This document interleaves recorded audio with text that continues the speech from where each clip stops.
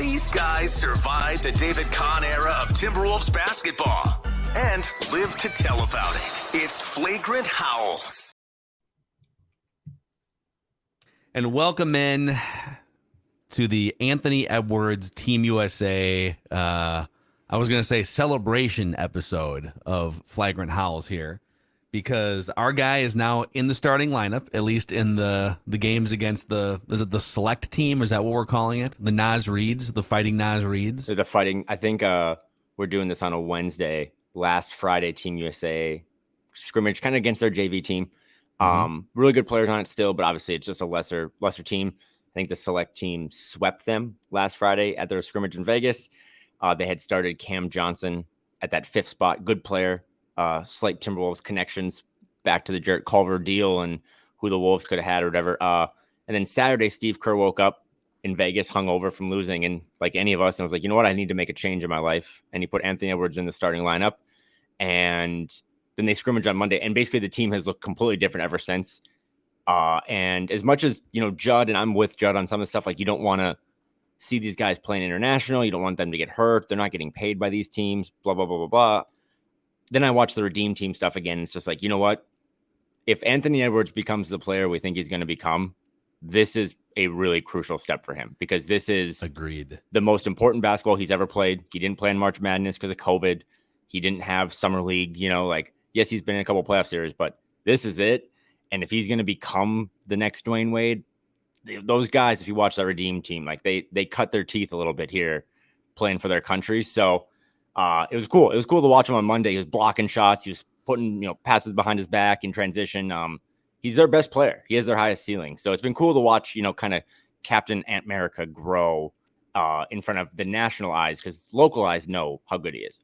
Yeah, dude, I think you hit on a point so Judd and I have kind of argued about this. I think I've convinced him a little bit to be on my side. I understand when he goes on these rants, every summer, he doesn't even like the Olympics. Like, not even, forget about like Minnesota players playing. He just like doesn't like international competition because he doesn't see the point.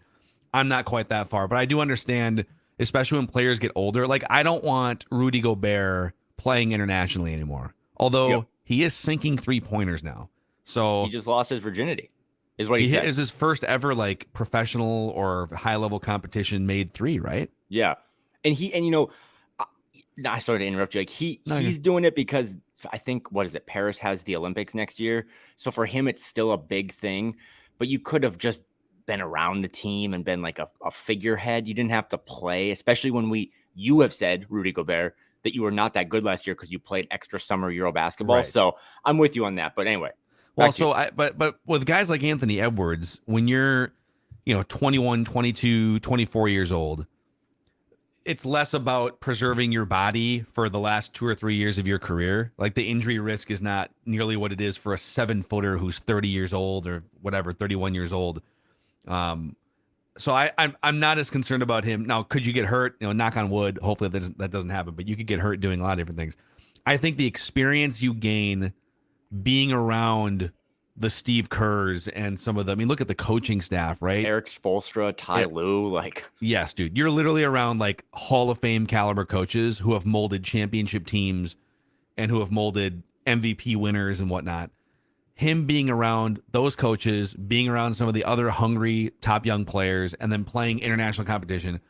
And Kevin Garnett has even said, like, dude, KG is like on an Anthony Edwards like PR campaign. He's on social media saying, I see the grind. Like, I know what the grind looks like. I see what he's doing with the grind. Did I see also that Anthony Edwards passed up on going out with some teammates the other night so we could like get to the gym at midnight? So I don't know. Some of this might be folklore, but it's much more of a net positive for a player like Edwards at his age to be doing this than it is for older players who are like, at the back end of their prime. So I'm all for this, even if there is some sort of fatigue or injury risk. Yeah. And some of it's too is just, this isn't the United States A team by any chance. Like, obviously there's a lot of guys that have just kind of passed up this opportunity. Maybe they'll be on the Olympic team a year from now, but they still have a lot of young guys. And for Ant to just also, again, I keep going back to the Redeem Team stuff, like seeing certain players get into the gym really early and how the other guys were like, wait a second, like, I want to do that. And the one thing that I think has been pushed back to the Judds of the world, or me too, who are sometimes against playing in these things that aren't tied to the team that, contracts you and pays you, is that these guys are going to be playing hoops no matter what in August and September. They're all going to be ramping up in their off-season trainings and stuff. And I'd probably rather have Ant with Team USA's medical staff than, just playing pickup games in Atlanta or Miami, where guys get injured too. So, it was a really cool opportunity. I mean, you watched that game on Monday. It was a scrimmage against Puerto Rico, and they had some lumps. They're still figuring out each other. They've only been playing for a couple of days, I think.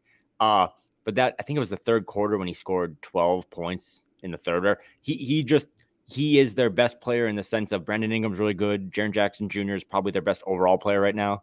But Ant's ceiling, when he gets it going, he's physical, and that's what basketball internationally is all about. He's tough to defend. And I just keep going back to the hallmark card that I always say of, if this kid really does become as special as we think, like, this is just another one of those chapters, right? It's like him playing international, everyone in Minnesota knows Anthony Edwards. Everyone probably in the league knows him, but I don't know internationally. I don't know globally if people are aware of this kid and his personality. And we're a couple weeks away from everyone knowing who he is. And that's great for him and for the organization. Dude, I'm just kind of doing a little bit more digging on the '08 Redeem team while we're having this conversation. Mm-hmm. So, Mike Krzyzewski was the coach. Then you had Mike D'Antoni, Nate McMillan, Jim Boeheim. I would say that it's funny because this World Cup coaching staff actually is probably more prestigious than the guys I just listed. And there's Hall of Famers in that group. 100%. But dude, when you look at, and again, it's Olympics versus World Cup. It's different. And those guys were trying to reclaim the legacy that was USA basketball around the country after the 2004 embarrassment. But some of the key players and what they went on to do the next couple years after that experience. So Dwyane Wade comes back. He wins his first scoring title in 2008, 2009. He jumps from 25 points a game to 30 points a game and becomes, and this was year 6 for him in the NBA, but just becomes the best scorer in the NBA the next season. Kobe Bryant wins back-to-back NBA championships coming off of the Redeem Team stretch, right? And Pau Gasol was a huge part of that.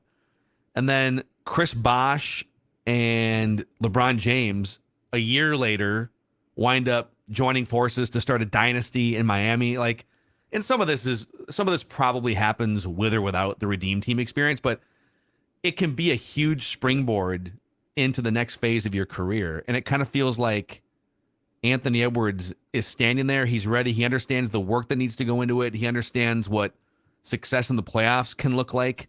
He certainly had individual success. So I think there's a good chance it does serve as a springboard, and it'll be fun to watch if it happens. You brought up a really good point. There's as Ant grows, and we all want him to be multi-time All-Stars. We want him to make All-NBA. We want him to win a title.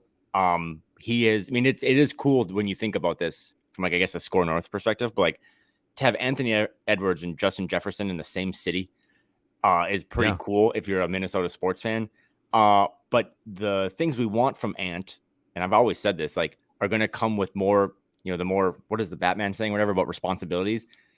You're seeing, there's a video out there of Ant putting his hands around Spo's shoulders, and the Miami fan base is already getting ready to recruit him and bring him over. That's kind of the downside of some of this. But on the other side, I've heard Ant and Jalen Brunson have become pretty tight. So it's a double-edged sword, but also the Knicks are going to recruit him too, huh? But I'm just but on the same side, it's if Ant continues to find success in the only market he's ever known, and he, loves ownership, and he loves his coach, and he loves his front office, Anthony Edwards is absolutely the type of player that recruits people that you just want to play with. You want to play with his energy. You want to play with his personality.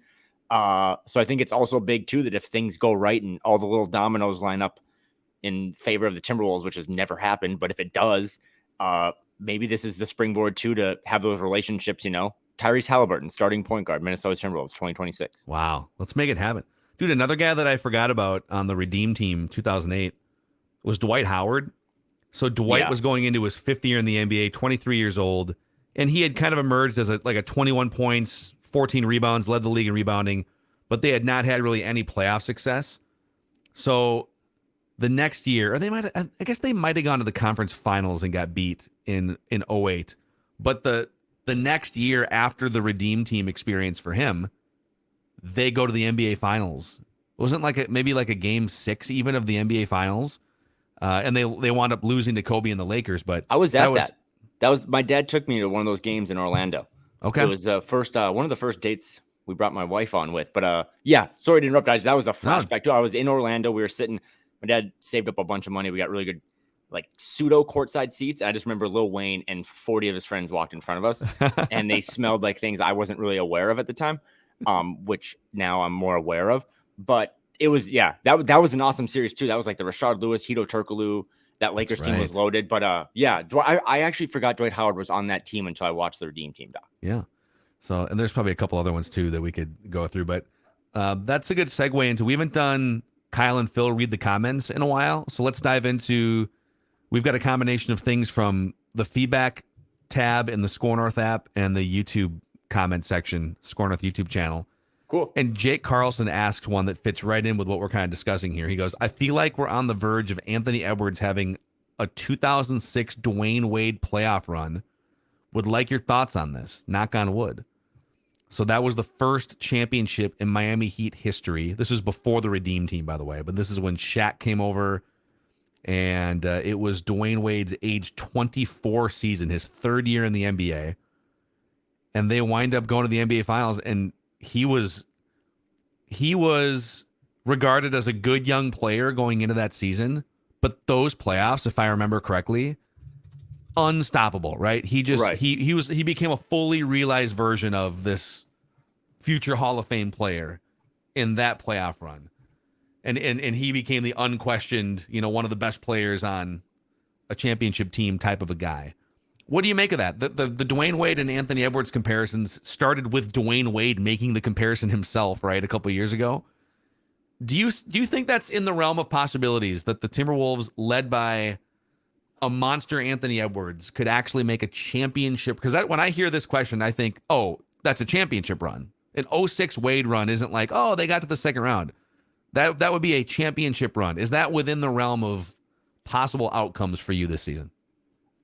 The only reason it wouldn't be in the realm of possibilities for people listening to this that have so much built up scar tissue and cynicism about this team and this organization is just that it's the Timberwolves, right? And my thing has always been, when it's been kind of tongue in cheek or sappy or actually meaningful, it's like, I really do think this kid saved the franchise.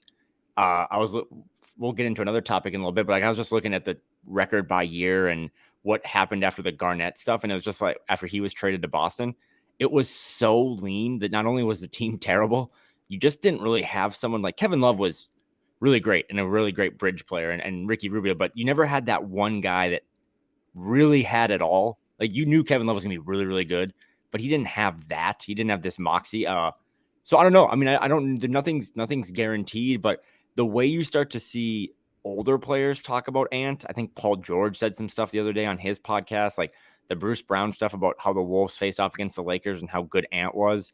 Austin Rivers is always complimentary. Pat Bev, like, this is why I keep saying, like, tune in, right? Like, this is as good of a chance as this team has to actually do something special since Garnett left, because this kid he has the ability to do Dwyane Wade stuff. And if he was playing in any other team that didn't have the scar tissue and the history of kind of being a dumpster, I think people would embrace that even more. But everyone's cautiously, protecting themselves from him letting us down or him getting injured. But he even said something in a post scrimmage interview during Team USA over the weekend where he was just like, I don't really care who they put out there, what happens if I start. I just want to play basketball. Mm-hmm.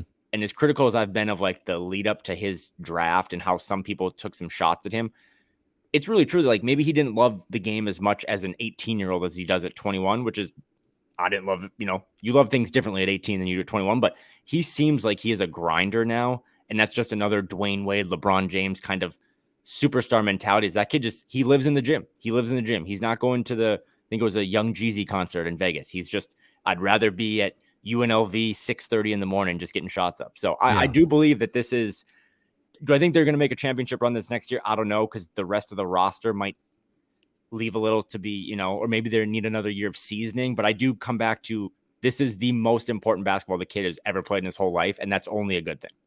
Yeah, I think just back to the 06 Dwyane Wade thing to kind of put a bow on that. I think there needs to be like another step before you get to the championship step. And I also, you kind of made this point. I'm also mindful that there's a certain chunk of people that are going to listen to conversations like this and just laugh that we're even considering that the Timberwolves could make a championship run at any point in our lifetimes. But nobody was laughing when the Timberwolves had Kevin Garnett 20 years ago, and then they added Sprewell and Cassell. I didn't hear anyone laughing in 2003, 2004, when we were talking in January, February, before podcasts existed and YouTube and the things that we're, doing now. Like, it wasn't laughable when you had the best player in the NBA and a couple really good sidekicks and a good coach, and you're winning 50 games in the regular season. But to me, you need to take that 50 win step first. So like the Heat, so their first year with Dwyane Wade, they were competitive, 42-40, and the Wolves have been competitive the last couple of years with Anthony Edwards, like above 500. But then they took the step in 2004, 2005 of winning 59 games in the regular season. And Dwyane Wade was their best player. Okay, we got a new young star. We're a 59-win regular season team, and we got to get punched in the face in the playoffs, because that's kind of how it works in the NBA. They get beat in the Eastern Conference Finals. And then the next year, they took a step back in the regular season to 52 wins, but that was the year. And by the way, another twist there, they fired Stan Van Gundy after a 500 start through 20 games. And then Pat Riley came in, and they were 41-20. So, like, we're Chris Finch fans on this show. He's welcome anytime. Is Chris Finch the guy to be the coach when they win, if they go to a championship series? That's still to be determined. But I don't think it's within the realm of possibilities this year. But I do think within a 3-year window, if he turns out to be Anthony Edwards, what Dwyane Wade was 15 years ago, then clear room in your realm of possibilities for the Wolves to be flirting with the NBA Finals. Yes. And the thing that excites me about this year, I was talking to Dan about this today. Like, last year was just so much expectations, just like you make this big trade, but we all kind of knew at the moment, like, wow, that's a pretty steep price to pay. And then Carl doesn't get to play in training, and just all these things that don't work out. And it was just a year from hell for everyone, from the organization to the fans. This year, it's just, you have an opportunity to, again, kind of elevate yourself again in the hierarchy of not just the Western Conference, but just respect, right? Like, you and I were trying to get 50 as nifty as going last year. I would imagine that's my expectation for them this year, is to win 50 games and clean up a lot of that stuff that is part of the culture, part of that Heat culture, even back in 06 or whatever. It's like, stop blowing, a leaguing amount of leads to bad teams, right? Like, stop. If you just beat the Lakers in that fourth quarter of that play-in game or whatever, and you get to play the Grizzlies or whatever, like, does that change? Like, clean up that little stuff, be more professional, take things seriously.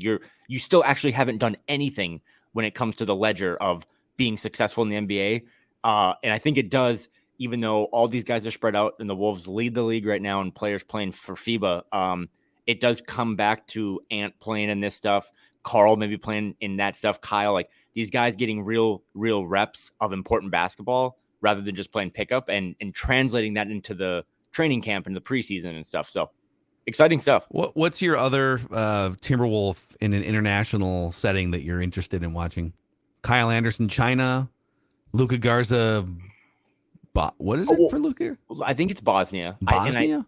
I actually like, to shout out Dane again, but Dane Moore's posted a couple of videos. Some other people have too, of like Rudy playing in France.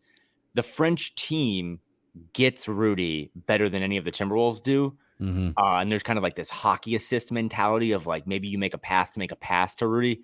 So I still like watching. I want to see physically, how does Rudy look? Yeah. Does he look a little more spry? Does he look a little more like himself? Again, the threes are nice and good August content. Do I think he's going to take a bunch this season? No, but hell, man, if he can hit like 20, which, I mean, again, like actually that's a high number since he's never made one. But if he could hit like 10 or just have it not be an embarrassing air ball, that would be nice. I also do kind of want to watch Nikhil.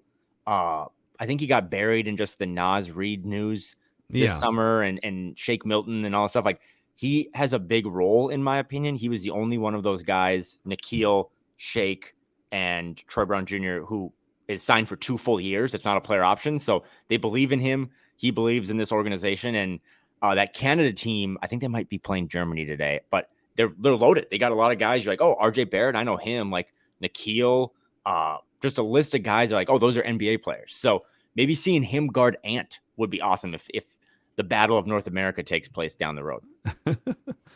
Do you buy that, in other Wolves news, that Jaden McDaniels has grown an inch or two and is now potentially 6'11"?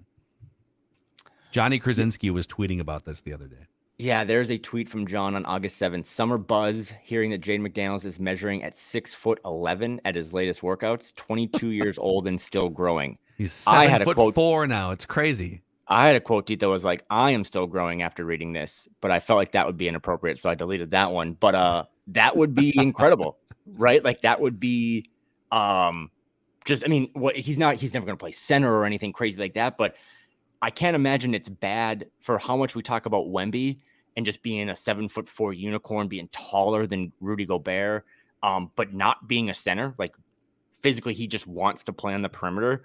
That's Jaden, right? Like he's never going to be 7'4", but if the best defender on the team that also can protect the rim and create for his own just is not 6'9" and instead of 6'11", then it's like the Durant comps kind of float back into my brain, and that's so scary because Durant is one of the best players to ever play, and Jaden has 30 miles to go before he gets to that point. But that would be incredible. That would really be incredible, and it's just another kind of feather in the hat of, not that Tim Connelly acquired him or drafted him, but in keeping him and just leaning into size, right? Like size matters is going to be this team's motto moving forward, because they're going to have a bunch of dudes that are 6'6", 6'7", 6'8" that can switch and defend and create on offense. Yeah. It's kind of funny. I saw a graphic that they're paying like whatever it is, $90 or $95 million to centers or something this year, which is more than double what the next closest team. I think the next closest team is paying like $38 million to centers or something, or $40 million. So kind of amazing. And I guess if Jaden McDaniels is now 6'11", then he's not a center, but like he's as tall as he's taller than Naz Reid, right? Yeah. I mean, just imagine if they did throw out like a Kyle Anderson, Jaden, Naz, Carl, Rudy. Just, I don't know, get weird. Like throw that out in Abu Dhabi or Dubai when you go over there in October. So I've also just heard from people. I mean, he's been working out in LA. He's been working out in Seattle. That he's really emphasizing his offensive game, which I've always wondered too, like how the best defenders even work on their game in the summer. Because what do you do? Just play defense? That sounds terrible. But he's working on his ball handling. This team doesn't have a ton of guys that can dribble. Has always been one of my complaints, as well as maybe other teams. So having him be able to take, he's still probably going to be the fifth option on offense still.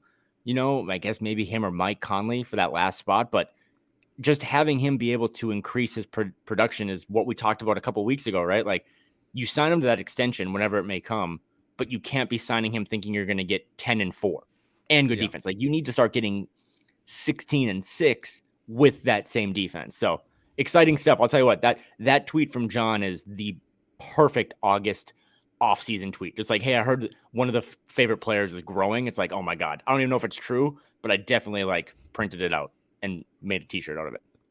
Yeah, no, we're just going to go with it. Anything that Johnny K puts out on social media has to be taken as gospel, I would think.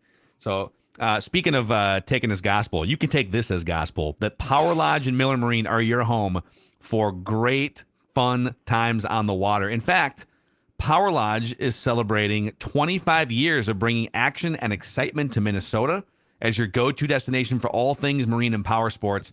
This Saturday, to help celebrate 25 years in business. So Saturday at the Power Lodge in Ramsey, Minnesota, from noon to 2, you can join our promo team, which is giving away Score North and Tom Bernard podcast swag. And somebody who registers to win on Saturday at the Power Lodge Ramsey location will win a pair of tickets to the Gophers Cornhuskers home opener football game on August 31st. Lower level seats on the 50-yard line. So check them out. This Saturday, the 12th of August at Power Lodge in Ramsey from noon to 2, powerlodge.com. All right. I want to give you the floor here. Ricky Rubio. So Ricky Rubio has announced he's essentially taking a break from basketball due to mental health. And I have not really followed this story closely. Can you explain what's going on with Ricky Rubio to me and the audience? Yeah, so that came out, I think, over the weekend that he kind of announced that he was going to pause his professional career. I don't think he's playing some of this I don't know, but I don't believe he's playing for Spain and any of this FIBA stuff. I think that would mean, and the Cavs released a statement supporting him, and that I don't think they're maybe expecting him to come back and play for them, at least to start this season. He had been pretty open about his mental health. I believe he lost his mom a couple of years ago. He has a family. He has a wife and a couple kids, I believe. But when I saw that come out, it was just like Ricky Rubio, like buzzwords, right? Like Ricky Rubio, mental health and basketball. It just reminded me of just, I don't know, as long as I have this platform or am allowed to talk, like I've always used this and hanging out with you or hanging out with Dane or talking about this team is like, as funny as it might be, like as a distraction to improve my mental health, even though I cover the Timberwolves, is just because everyone's got stuff going on. Wait, so you watch the Timberwolves to improve your mental health? Is that what you just said? Yeah, that's, and we're working through that with the therapist. But I mean, really, truly, it's this community that we've built. Not only is like Wolves Twitter or friends of the show that listen to this one or whatever. It was just another reminder. I mean, I got to talk to like Ricky Rubio. I was kind of like back on the Wikipedia stuff because I remembered. But Ricky Rubio, as much as we want to give Kevin Garnett his flowers, and he deserves it all for keeping this franchise alive, that 2011, like when they drafted Rubio, I know we think about that draft and how they passed on Steph Curry and stuff, but over a decade ago, when we didn't really have social media and stuff, and just like the reports or translating things, like that was a really fun time to be a fan. And like when he came over and landed at the airport and there was a ton of people there, like when he debuted in 2011, like some of the most exciting, the way he played basketball is how I played basketball. Like it made me re-love the game and the art of basketball, not just, the transactions or the box scores. I was in the arena that night. I was still living back in the Midwest when he tore his ACL, I think on March 9th, 2012, defending Kobe Bryant. Right? Like that place was 102% packed with Laker fans. But just the gutting feeling, and like, it was him and Derek Williams, and you believed in something. And that was really the last time I remember believing in something. But that's the Timberwolves side of it, just going back to him and what he's been through in his life and how open he's been and vulnerable. It just reminded me too of like, sometimes it's not, you can't distract yourself, right? Like we all have stuff going on. I'm a big believer in the saying that it's okay to not be okay. Everyone's going through stuff. There's great websites out there like findatherapist.com or Psychology Today. I think more than ever, again, we're all going through stuff. And I think you and I try really hard to keep this about hoops and fun stuff. But if you're listening to this, or you know someone that's going through some stuff, just let them know that it is okay to not be okay. There is no stigma anymore in talking to people, being open, being vulnerable. I'm open, I'm vulnerable, I'm going through stuff. Just take care of yourself. That stuff is important. We will continue to try to entertain you and distract you with this pod and the content that I do and that Phil does. I mean, Score North saves me every morning when I log in and watch those videos. But, take care of yourself. And I'm glad that he's stepping away, not feeling the pressure of a contract or, his career kind of coming to an end, that he's like, what, the best thing for me right now is to not play basketball. And I have nothing but respect for that decision and that transparency and that vulnerability. So, yeah, thanks. No, I think, and I think anyone who's listened to my radio shows and YouTube and podcast the last few years, I'm pretty open about that stuff too. I've lost both parents before the age of 37. And those have both kind of taken a toll on me in different ways. But I think, and by the way, I've gone to therapy off and on in my life, and I would recommend it to, there's a certain like toxic masculinity thing where, with any sort of trouble you're having as a guy, right, you should just seeking help or admitting that you might need help or that you're not okay is like a weakness. And what's ironic about it is, I think most women would tell you it's actually a strength if you could admit that you're wrong or vulnerable or not okay or whatever, right? So, I think men need to get over some of that stuff. But it's kind of amazing when you look at guys like Rubio, for instance. Ricky Rubio has probably made we can look it up, probably $100 million playing professional basketball, somewhere between like $75 million, whatever it is. The guy, he's got great family. He's got a ton of money. He's respected and loved by multiple different fan bases across Minneapolis, Utah, Cleveland, Spain, right?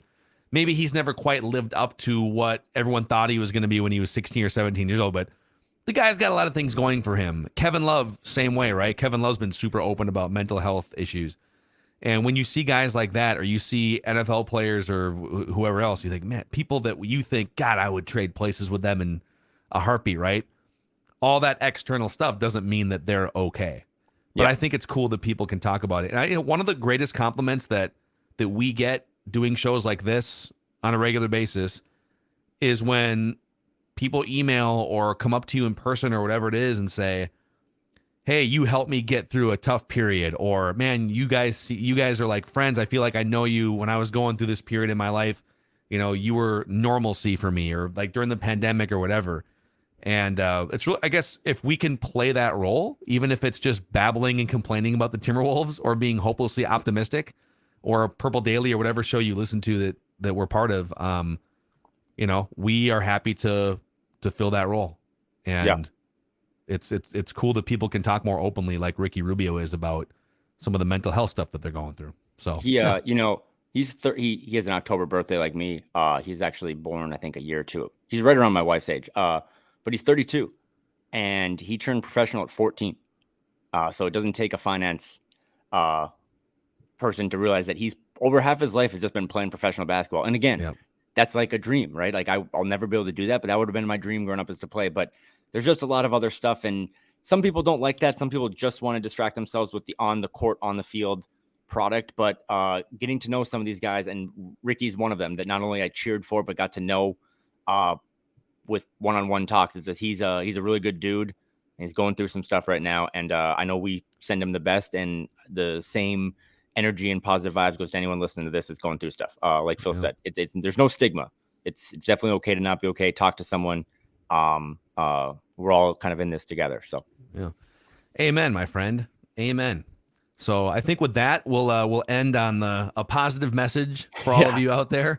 And we'll be following Anthony Edwards in these international games. I'm honing the final touches of my all-time 100 Timberwolves list, and we've got a couple other guests that we're working on here for the coming weeks too. So, dude, it's already like almost middle of August. You know, training camps open up in September, so it's funny how quick the offseason actually. It's not that long of an offseason in the NBA. You know, you get to playoffs in June. They end at the end of June. The draft into the free agency. It's like maybe 2 months of kind of dead period. And then you're right back. I know. I'm flying back to Minneapolis this weekend. I'll be hanging out with you for a night. There's some kind of Wolf stuff that maybe we can talk about next week. But that booking that flight just kind of reminded me of like, oh my God, like USA is going to start really kicking off real games. I think they're flying to Spain as we speak or whatever. And like, we're like a week from fun, competitive basketball. And then it's going to be like Labor Day. And then we'll watch like a weekend of football. And then the Wolves will have a media day earlier than a lot of the other teams, because they're going to, I think it's Dubai. For their preseason. So we are pretty much 2 months out, or actually like less, like 6 weeks out from the Timberwolves being a part of your daily lives. Apologies in advance. But yeah, we are really close to this team kind of kicking it off again in what should be as fun, if not more fun, than what last year was. So yeah, we'll find a new slogan. I think we may have to move off 50 is nifty and find something else. We'll come up with something else. But we need a rallying cry. Maybe it's don't punch each other during timeouts. Maybe that's the new goal for the 2020. More playoff wins than the Twins. Maybe we'll do that. Wow, dude. Wow. Sorry, the Twins. Twins are creating some separation, dude. Twins have the biggest lead, the biggest division lead of any team in the American League right now. Don't sleep on the Twins. I've 34 years into this. I've been here every August. I'm just waiting. You can sleep on the Twins if you want to. I'll give you guys permission. So, all right, he's Kyle. I'm Phil. Please give Flagrant Howls a 5-star rating and a positive review on Apple Podcasts if you can, and click subscribe and the like button on the Score North YouTube channel. This is your favorite Timberwolves lifestyle podcast.